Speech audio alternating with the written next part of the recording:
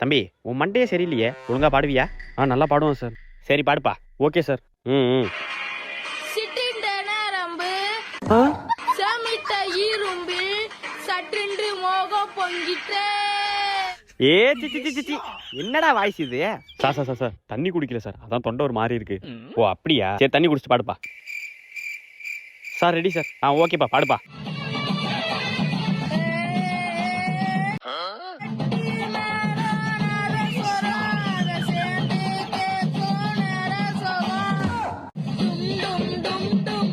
யோத்தாடி தம்பி நீ பாடுப்பா.